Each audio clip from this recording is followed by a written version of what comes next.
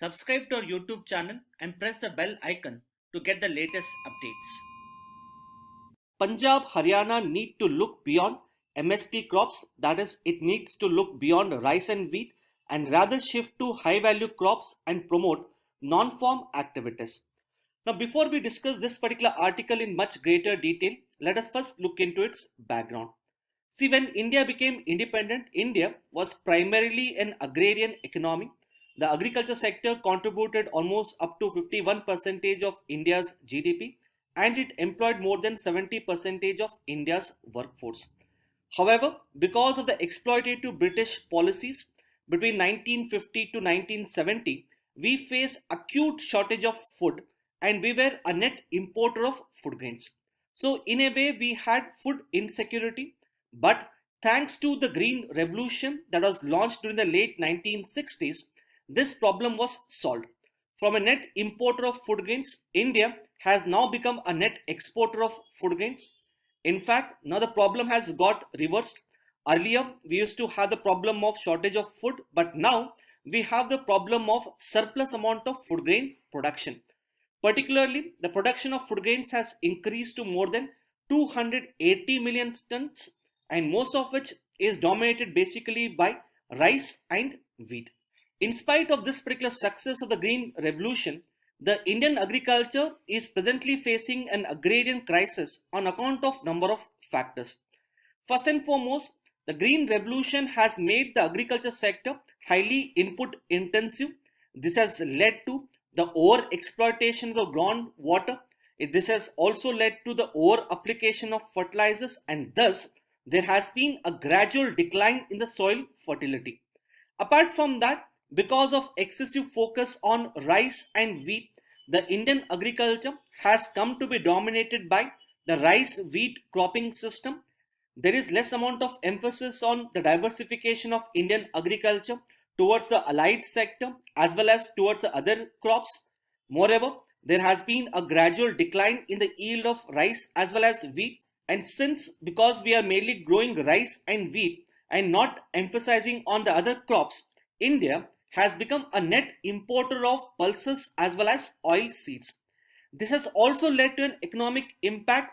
For instance, in spite of increase in the agricultural production, the income levels of the farmers in case of India has remained stagnant. You would be surprised to know that according to government's estimates, the monthly income of an agricultural household happens to be around rupees 6,500, whereas their monthly expenditure is around rupees 6,250. So in a way, an average agriculture household is able to save only up to rupees 250. Apart from that, this particular article also highlights that on an annual basis, the income levels of the farmers in case of Haryana, it is increasing only by 1%. In case of Punjab, it is much worse at 0.6%. Further, as you must be aware, presently the Food Corporation of India is following the open-ended procurement policy for the procurement of rice and wheat from the farmers at the minimum support price. Now, because of such an open-ended procurement policy, the procurement of rice and wheat by the Food Corporation of India, this is much higher than our buffer stock requirements. Now, our buffer stock requirement for rice and wheat is around 90 million tons, but because of the open-ended procurement policy, the Food Corporation of India ends up procuring almost the double, that is almost around 90 million tons of rice and wheat. Now, various aspects of the open-ended procurement policies and its flaws we have already covered in our DNS dated 3rd of October 2020. Accordingly, this particular article highlights that in order to address the ecological, environmental and economic problems associated with the Green Revolution, the core Green Revolution states such as Punjab and Haryana, they need to shift from rice and wheat towards other high value crops and at the same time we need to promote the non-farm activities in these states. So in order to enhance the income levels of the farmers in Punjab and Haryana, the farmers need to shift from rice and wheat and adopt the other high value crops, particularly the horticulture crops. As far as rice and wheat is concerned, we need to ensure that the rice and wheat are predominantly grown in the eastern part of India. Now the article that has appeared in today's newspaper, it is quite limited in scope since it predominantly focuses on Punjab and Haryana. But from the perspective of the UPSC examination, one needs to look at a larger picture and look at what strategies the government of India has to follow in order to double the income levels of the farmers at an all India level. See, according to the Committee on Doubling of Farmers' Income, that is the Dalwai panel, agriculture should be treated as an enterprise. As an enterprise, agriculture is predominantly involved in three activities, that is procurement of inputs, cultivation of agricultural crops, and marketing of agricultural produce. Hence, in order to double the income levels of the farmers, we would have to reduce the input costs and enhance the input use efficiency.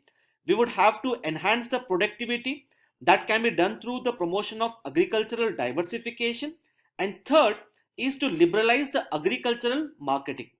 As far as the liberalization of agriculture marketing is concerned, already in our DNS stated 1st of December 2020, we have done a critical analysis of the three farm acts passed by the Indian Parliament. In this particular DNS, we have discussed the pros and cons of the three farm acts, and we have also discussed as to what strategies should be adopted by the government of India to address the problems that could arise upon the implementation of these three farm acts. Accordingly, we will not go into this particular dimension.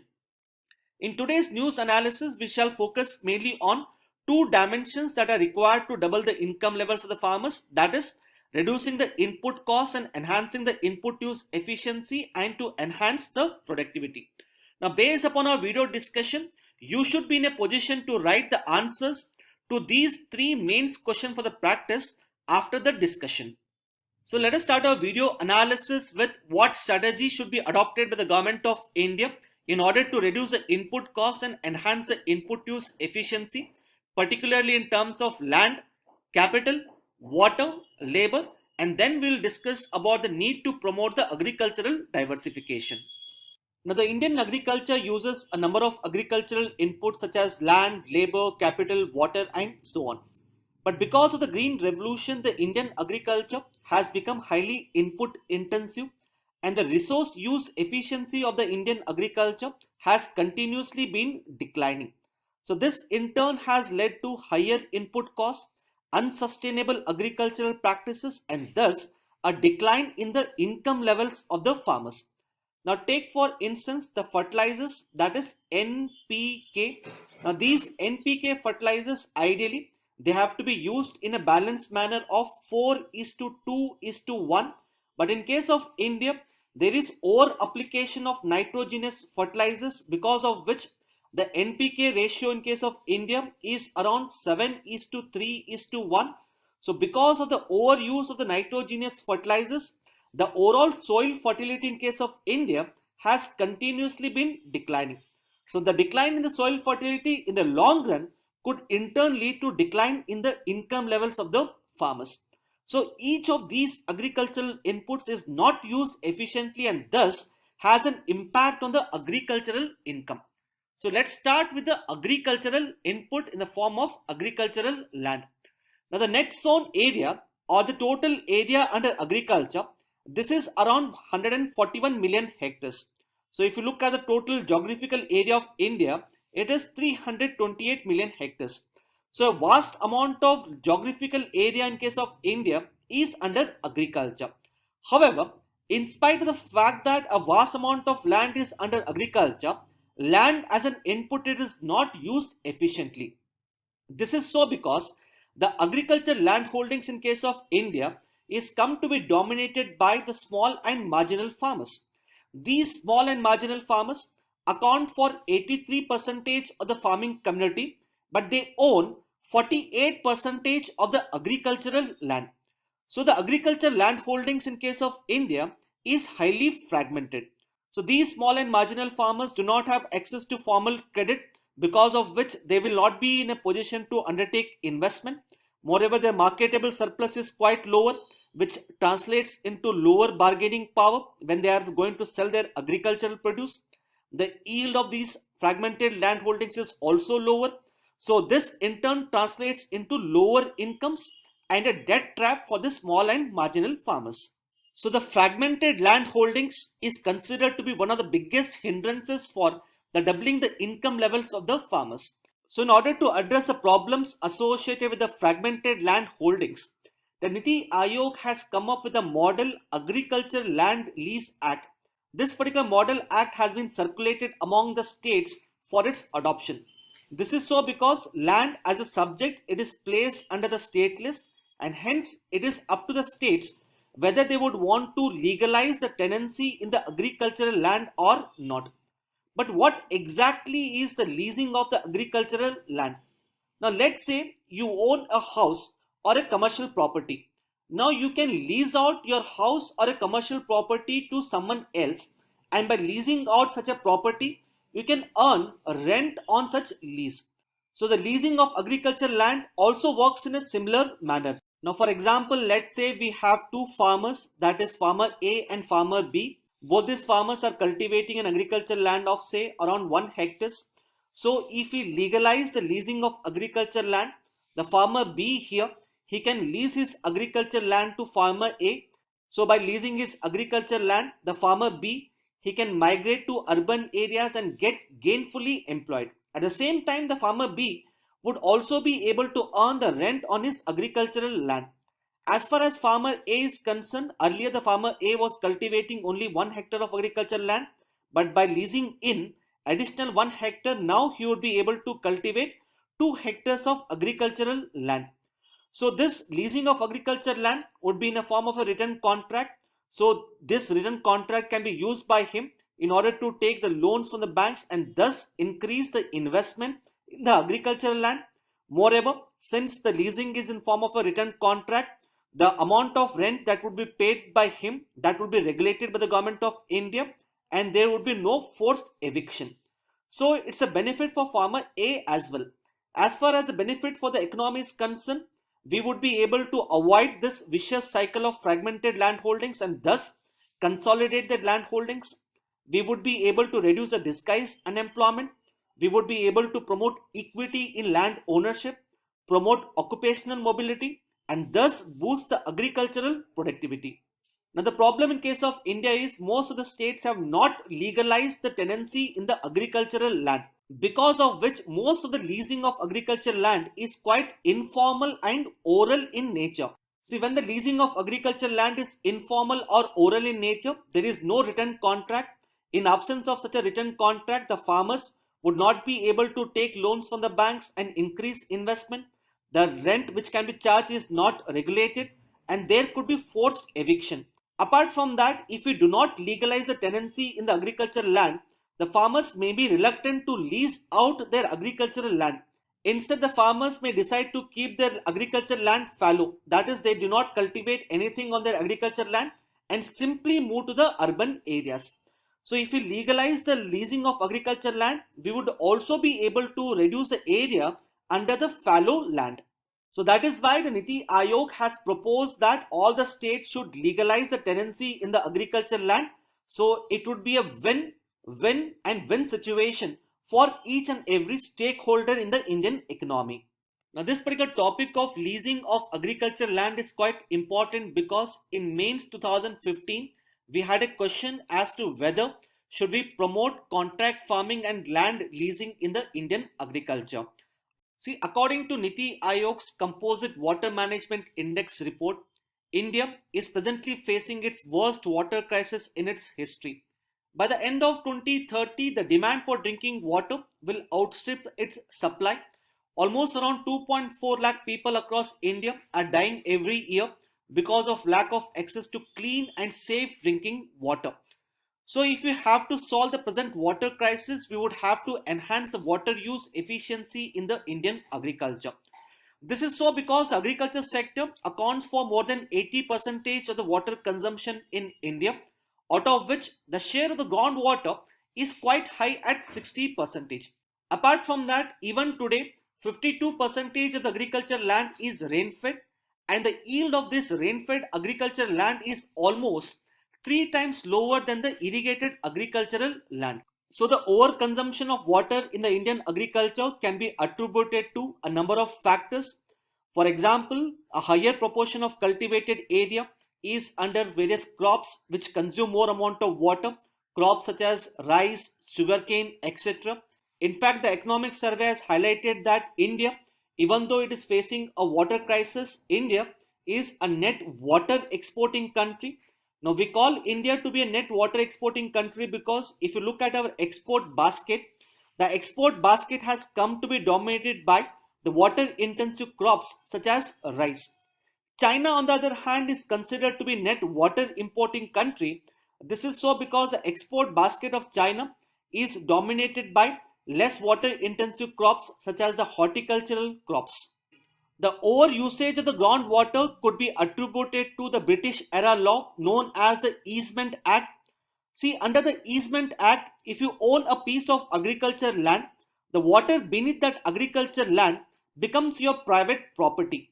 So while the surface water such as ponds, lakes, rivers, etc., they are considered as a public property, the groundwater in case of India, it is considered as a private property. So since the groundwater is treated as a private property, the farmers need not take prior approval or the permission for digging a borewell. There is no regulation as to how much of groundwater can be extracted and so on. So this in turn leads to over exploitation of the groundwater. Apart from that, the free power which is provided in states such as Punjab and Haryana has also led to the over exploitation of the groundwater.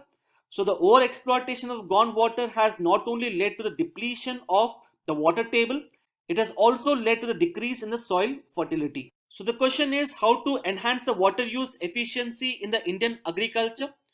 See, as far as the rain-fed areas are concerned, in the rain-fed areas, we need to focus more upon the rainwater harvesting. So as part of rainwater harvesting, we need to construct more number of check dams. We could also have a greater convergence between MG Narega and water conservation. So wherein a certain amount of funds for the MG Narega can be used for the desilting of ponds and various water bodies. We can also focus on the conservation agricultural practices such as natural mulching and zero tillage. Conservation agriculture basically means whatever moisture is there in the soil, this moisture should not be lost due to evapotranspiration. This can be done by covering the agricultural land with a crop residue or with a minimal disturbance to the soil, that is a zero tillage. Apart from that, in order to optimally utilize the groundwater, the Ministry of Water Resources has asked the states to adopt a model bill. As part of the model bill, we need to control and regulate the extraction of the groundwater. So the states need to set up a groundwater regulating authority. Such a groundwater regulating authority has to provide for compulsory registration of the borewell owners. Farmers need to take prior permission from this particular authority in order to dig a new borewell. This authority will also lay down restrictions on the depth of the borewell and so on. Further, we also need to rationalize the power subsidies in order to prevent the over exploitation of the groundwater. Apart from that, we also need to promote the micro irrigation techniques such as the drip and sprinkler irrigation. In fact, according to the Committee on Doubling of Farmers' Income, by adopting the micro irrigation, we would be able to enhance the income levels of the farmers by almost up to 50%. As far as the fertigation is concerned, please do let us know in the comment section as to what is fertigation and what are its advantages. This becomes quite important because a rated question has already been asked in prelims 2020. Now coming to next agricultural input, that is capital, wherein we'll discuss in terms of subsidies versus public investment. See, public investment basically means an investment that is done by the government of India in the field of agriculture. Such kind of investment is inclusive, that is, it benefits all the farmers, including the small and marginal farmers. It promotes environmentally sustainable practices, and more importantly, it addresses the structural problems afflicting the Indian agriculture. On the other hand, subsidies include the minimum support price, fertilizers, power, subsidies on water, farm loan waivers, etc. Now, if you look at the total amount of investment in the Indian agriculture, this is 15% of the agricultural GDP. On the other hand, if you look at the total investment of the Indian economy, This is around 30% of India's GDP. So when we say investment in agriculture, we are expressing in terms of percentage of agricultural GDP, whereas investment of the Indian economy, we are expressing it in terms of percentage of entire India's GDP. Now, as you can see, first and foremost, we are investing quite less amount of money in the Indian agriculture. Secondly, out of this 15 percentage, the share of public investment or the government investment is only around 3 percentage. Maximum amount of investment is basically done by the private sector and the farmers, whose share is as high as around 12 percentage. So this clearly shows that the government investment in the Indian agriculture is quite lower. So the government is spending less amount of money on public investment in terms of expanding the irrigation facilities, improving the agriculture marketing infrastructure, investment in research and development for development of new varieties of seeds, investment in improving the agriculture mechanization, and so on. On the other hand, the government is spending more amount of money on providing the agricultural subsidies. So much so that the agricultural subsidies amounts to almost around 8.2 percentage of agricultural GDP. So as you can see here, the government is spending only 3 percentage of agricultural GDP on public investment, but it is spending 8.2 percentage of the agricultural GDP on providing various form of subsidies. Now the problem with these subsidies is that they are exclusionary, environmentally unsustainable, they create distortions, and more importantly, they do not address the structural problems.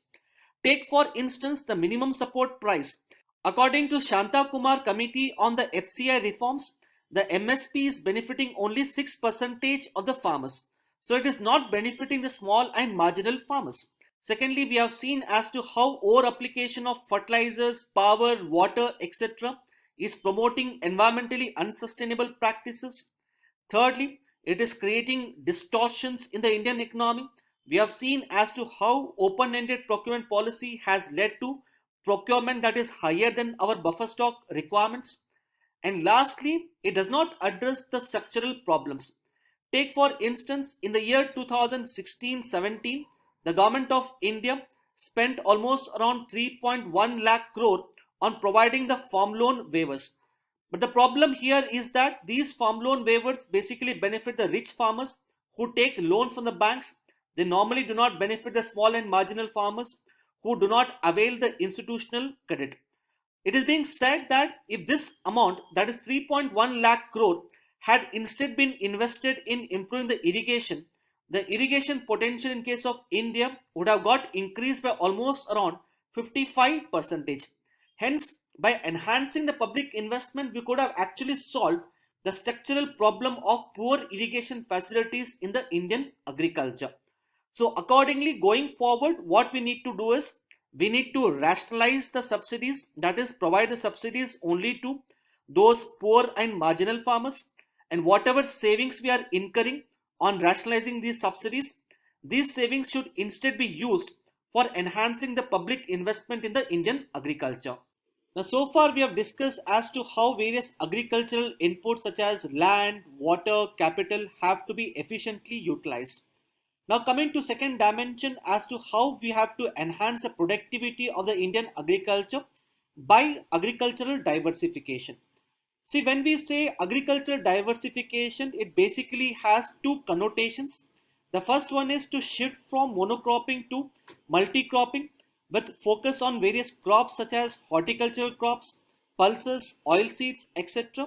And the second connotation is to focus on the allied activities such as animal husbandry, poultry, fisheries, apiculture, that is rearing of honeybees, sericulture, and so on. It is being said that by promoting agricultural diversification, we would not only be able to enhance the income levels of the farmers, but we would also be able to ensure nutritional security and promote greater amount of employment opportunities. As far as the promotion of nutritional security is concerned, see, when we say food security, the food security comprises of 4 A's. These 4 A's are availability, accessibility, affordability, and adequacy. Adequacy basically means ability of the people to have balanced and nutritious diet. That is, the diet of the people should not only be dominated by rice and wheat, it should also be dominated by protein-based foods such as egg, fish, meat, milk, pulses. It should be dominated by fruits and vegetables. This is so because these protein-based foods plus fruits and vegetables, they can take care of various vitamins and micronutrients that are necessary for a healthy human being. In absence of these protein-based foods and fruits and vegetables, if a person is consuming only rice and wheat, such a person would obviously suffer from micronutrient deficiency, vitamin deficiency, iron deficiency, and so on. So if you look at the production basket of the Indian agriculture, the production basket has come to be dominated by rice and wheat. On the other hand, if you look at the consumption pattern of people, that is as to what people want to consume, as the per capita income of Indians has increased, now people would want to consume more of protein based foods such as egg, fish, meat, milk, pulses, etc. They would also want to consume more amount of fruits and vegetables. As highlighted, the consumption of these commodities is extremely critical in order to address the malnutrition in case of India. However, since the Indian agriculture, its production basket has come to be dominated by only rice and wheat, there is greater amount of demand supply mismatch as far as these protein based foods as well as fruits and vegetables is concerned. So in a way, this lack of coherence between production basket of the Indian agriculture and consumption pattern of the people has in turn led to lack of nutritional security. So unless the production basket of the Indian agriculture gets diversified, we would not be able to address the problem of malnutrition. So enhancing the food grain production alone will not lead to enhancement in the food security. We would have to diversify our Indian agriculture in order to ensure the food security. Secondly, as per the Dalwai panel, expansion in the agricultural diversification by 1 hectare of agricultural land, this could lead to increase in the annual income of the farmers by almost around 1 lakh. This is on account of multiple factors. First and foremost, if you look at the cropping pattern in case of India, the cereal crops, they occupy 42% of the agricultural land, but they contribute only 20% of the agricultural GDP. On the other hand, if you look at the high value horticultural crops, they occupy only 14% of the agricultural land, but yet they contribute 33% of the agricultural GDP. So obviously growing of horticultural crops is considered to be more productive as comparable to growing of the cereal crops. Apart from that, as the farmers get diversified towards the horticultural crops, the agricultural production would be aligned with the demand and thus the farmer would be able to earn higher prices. Thirdly, these horticultural crops are basically short duration crops and hence the cropping intensity would increase. That means in a single year, the farmers can grow horticulture crops multiple times and thus they can earn more amount of money. Apart from that, by promoting agriculture diversification, we would be able to reduce the risk and ensure constant flow of income. Thirdly, the agriculture diversification can also give fillip to the secondary agriculture. See, secondary agriculture basically refers to any cottage-based industry in the rural area that either uses the agricultural products as raw material or provides agricultural inputs. It uses locally available skills to produce goods and services, and more importantly, it can be categorized as a micro, small, and medium enterprise according to the government's definition. Take for instance, a farmer producer organization that is undertaking the food processing of various horticultural commodities such as tomatoes, potatoes, etc. This is a form of secondary agriculture. It can also be a rural enterprise that is providing various agricultural inputs such as seeds, vermicompost, fertilizers, etc. It could be a women-led self-help group that is providing credit to the farmers. It could be an enterprise that is providing agricultural machineries on a rental basis and so on. So agriculture diversification can also give a boost to secondary agriculture, which in turn can lead to promotion of non-farm activities. So these are some of the important aspects which one should know with respect to this particular article.